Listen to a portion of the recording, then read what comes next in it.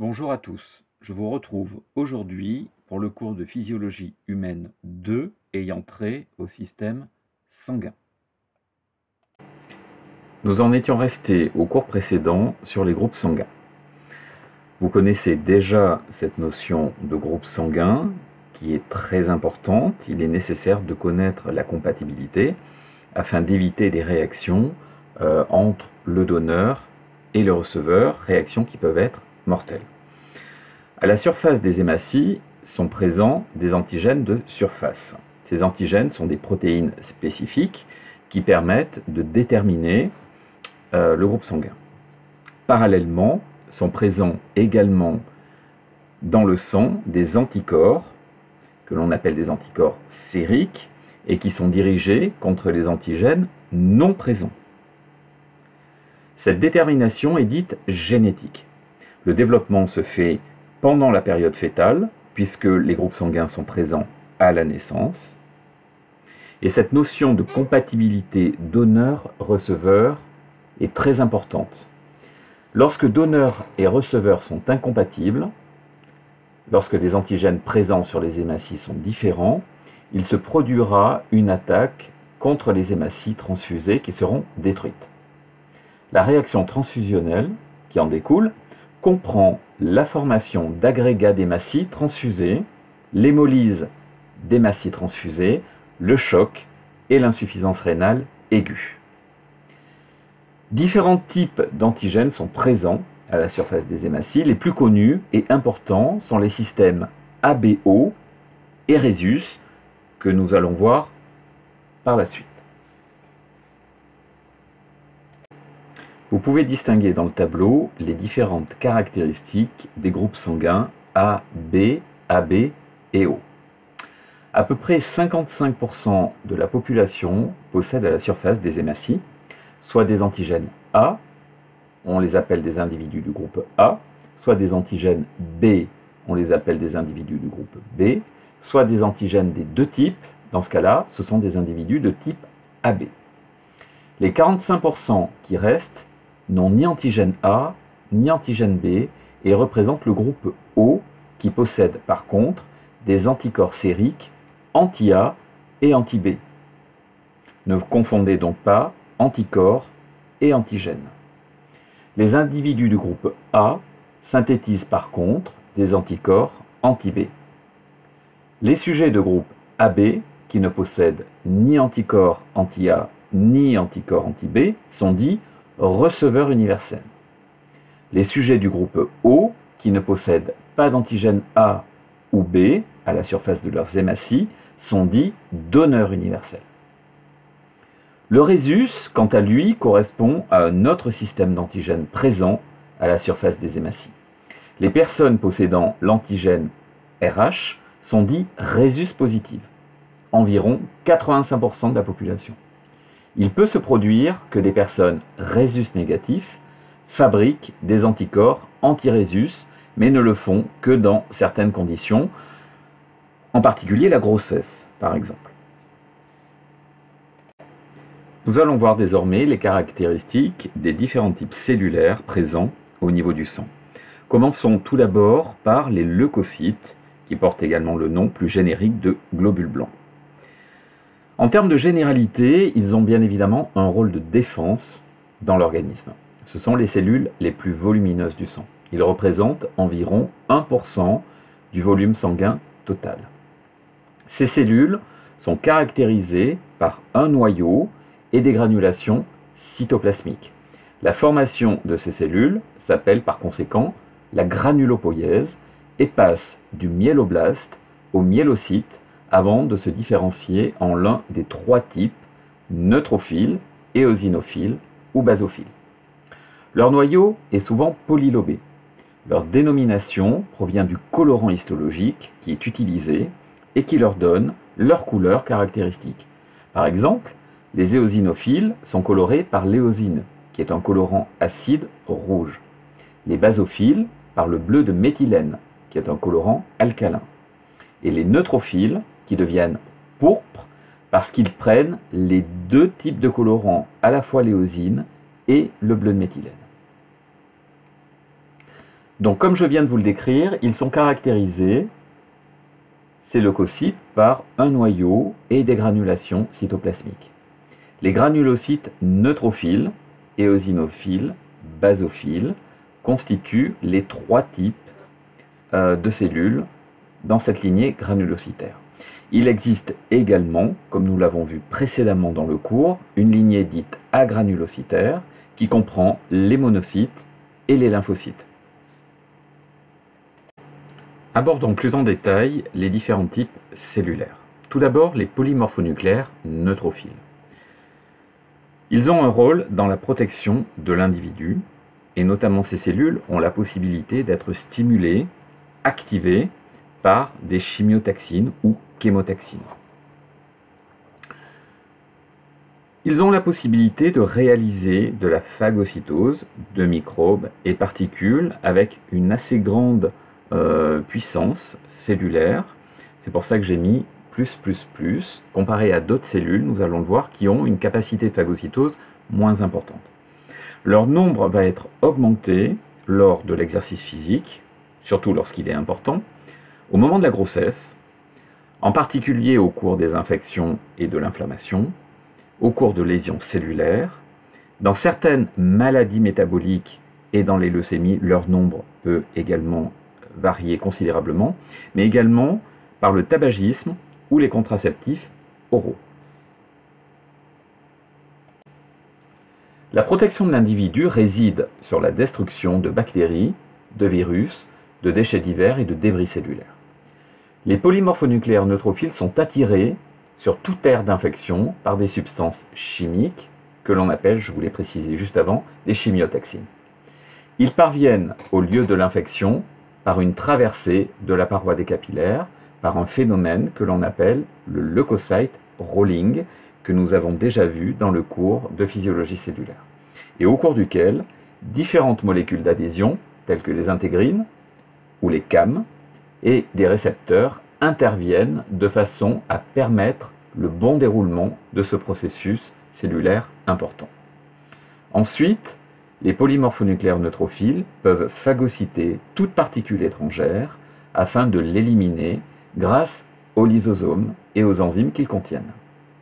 Sur un lieu d'infection et de phagocytose, du liquide purulent est susceptible de se former, c'est ce que l'on appelle le pus, contenant des cellules mortes, des différents microbes impliqués vivants ou morts, et aussi de polymorphonucléaires neutrophiles tués et lysés par des microbes.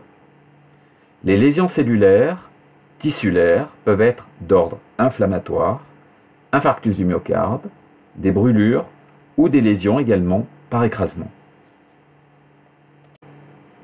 Sur cette diapositive, vous retrouvez la représentation en microscopie électronique d'un granulocyte neutrophile. Vous pouvez constater que cette cellule est quand même relativement volumineuse à côté d'une hématie. De façon caractéristique, le noyau est très facilement reconnaissable chez le neutrophile dans la mesure où ce noyau semble polylobé. Il y a bien pourtant qu'un noyau, mais là on pourrait presque croire qu'il y a 3 noyaux. Dans le cytoplasme sont retrouvés également différents types d'inclusions, des inclusions de glycogène, des granules primaires, secondaires. Les granules primaires sont notamment azurophiles, ils ont une coloration bleutée, et ils contiennent également, comme les lysosomes, des enzymes qui peuvent servir à détruire des éléments qui auront été phagocytés par le phagosome.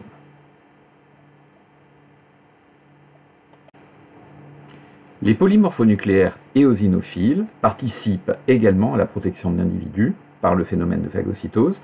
Dans ce cas-là, je n'ai mis qu'un seul plus, car ils ont quand même une activité de phagocytose qui est plus faible, réduite, comparée aux neutrophiles.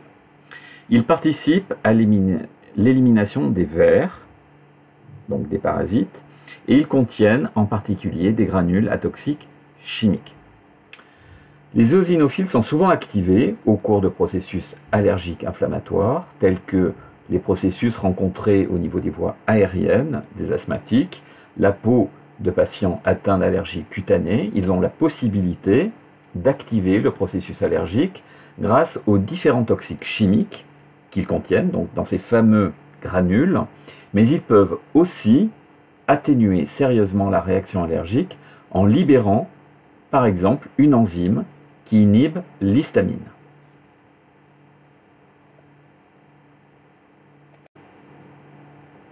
Les polymorphonucléaires basophiles sont impliqués également dans les réactions allergiques.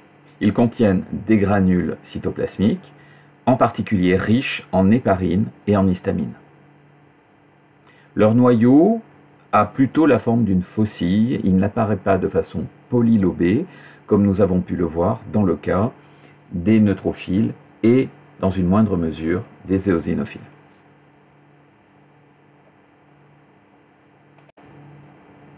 Les basophiles ont de grandes similitudes avec les mastocytes. Ils interviennent dans la promotion de l'inflammation et dans le cas spécifique des mastocytes, ces cellules ont la possibilité d'être dégranulées par des allergènes. Dans le tableau ci-dessous, vous pouvez distinguer différents types cellulaires dont nous venons de parler, pour les granulocytes, les neutrophiles, les éosinophiles et les basophiles, ainsi que leur pourcentage respectif dans le sang. Les neutrophiles représentent 40 à 75% du total, les éosinophiles 1 à 6% du total, les basophiles moins de 1% du total.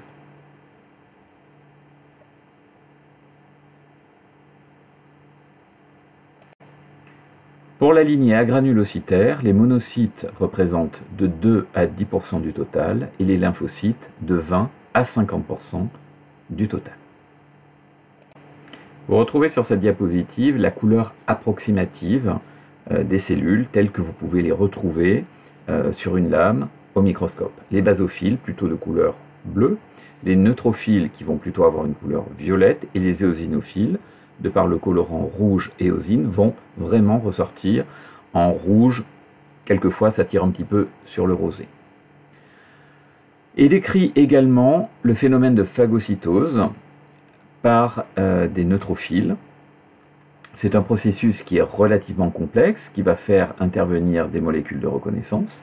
Il faut que la cellule qui phagocyte puisse reconnaître par ces fameuses molécules spécifiques un microbe ou une particule cellulaire qu'elle doit phagocyter.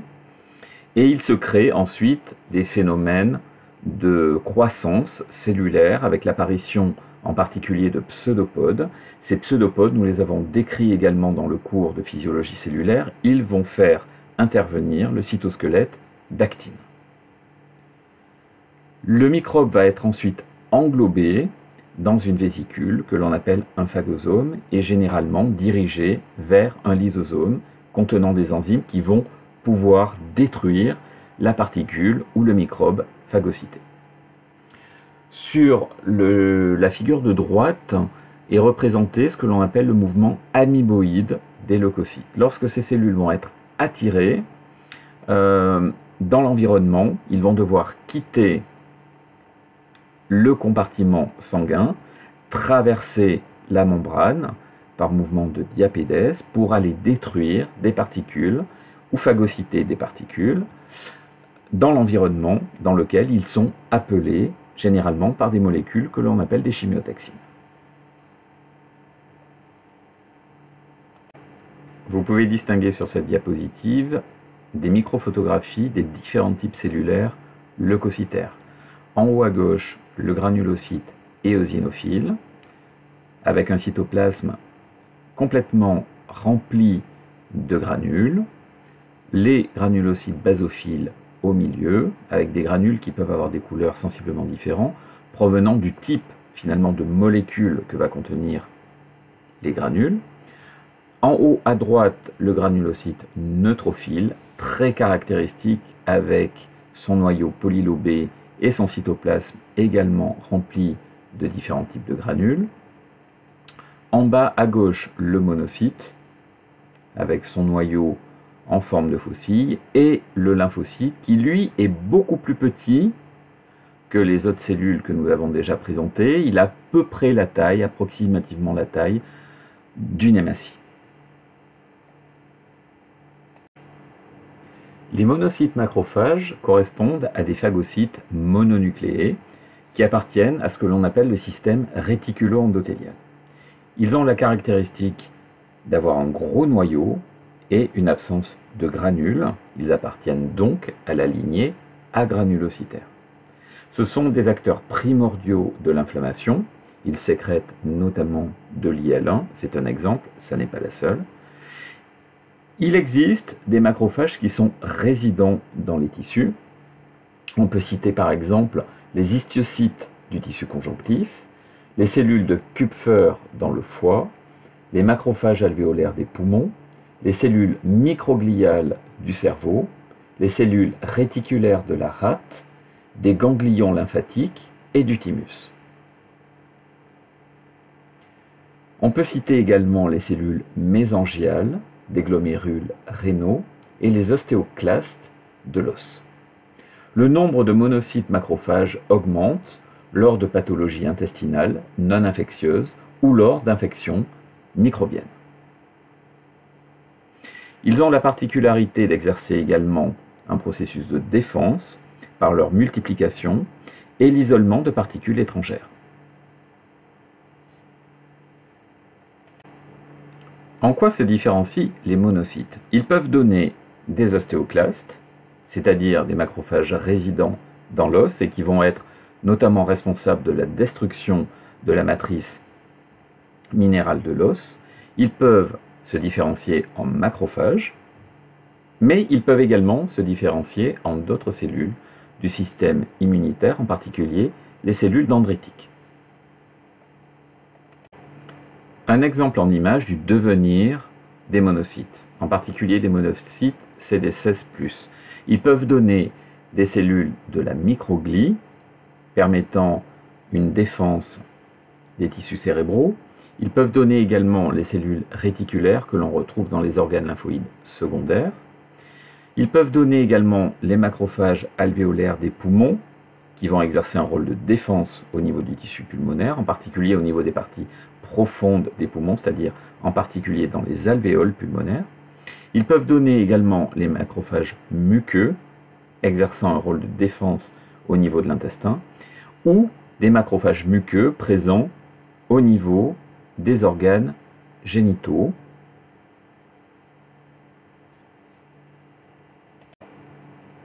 Sur ce schéma est décrit de façon très simple le processus ou le mécanisme de défense qui est mis en jeu lors d'une plaie cutanée.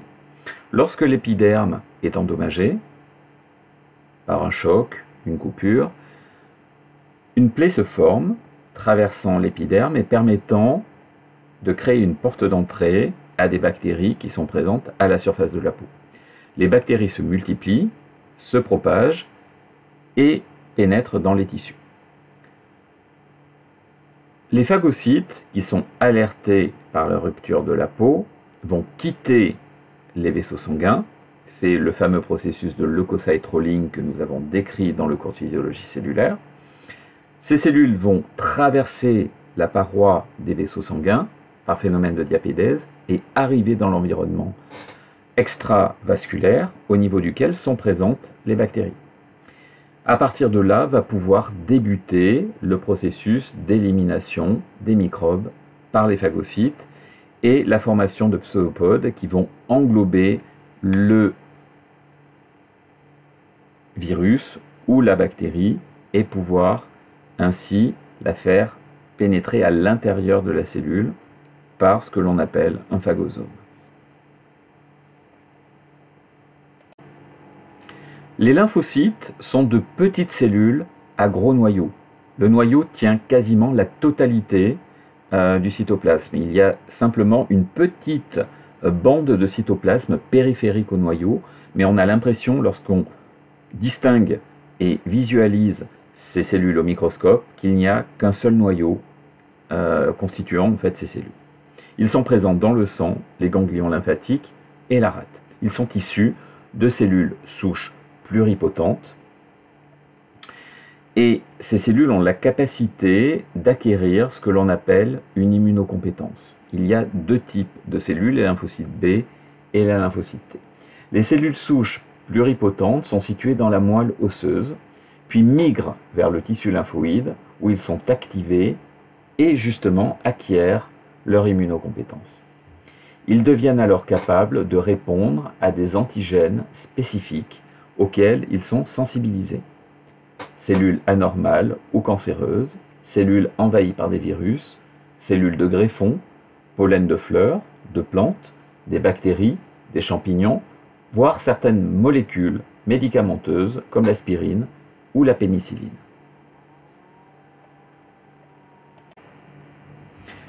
Les thrombocytes, que l'on appelle également les plaquettes, ce sont de petits disques non nucléés qui font entre 2 et 4 microns de diamètre. Ils proviennent du cytoplasme des mégacaryocytes, provenant eux-mêmes de la moelle osseuse. Ces cellules permettent la réalisation de ce que l'on appelle la coagulation sanguine, qui porte le nom d'hémostase. Leur taux normal est de 200 à 350, 10 exposant 3 par millimètre cube. Le nombre de plaquettes va être en particulier sous la dépendance de la thrombopoïétine, qui va être sécrétée lorsqu'il y a chute importante du nombre de plaquettes. Leur durée de vie est d'environ 8 à 11 jours, et ces cellules sont détruites, lorsqu'elles sont en fin de vie, par des macrophages. Le phénomène de coagulation sanguine, participant au contrôle de l'hémostase, est un phénomène très important dans le maintien de l'homéostasie corporelle. Lorsqu'il y a lésion vasculaire, les plaquettes viennent adhérer à la surface en devenant gluantes. Elles sécrètent ensuite de la sérotonine, ou 5-HT, qui induit la vasoconstriction du vaisseau sanguin, réduisant ainsi le flux sanguin à cet endroit. Le vaisseau sanguin lésé sécrète lui aussi des substances telles que les thromboxanes qui ont une activité vasoconstrictrice. La formation du clou plaquettaire se produit par accolement de nouvelles plaquettes circulantes à celles déjà présentes au niveau de la lésion vasculaire. Elles sont attirées notamment par des substances telles que l'adénosine, diphosphate, ADP.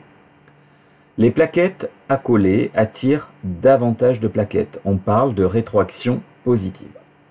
La résultante est donc la formation du clou plaquettaire qui correspond à un joint étanche permettant l'hémostase.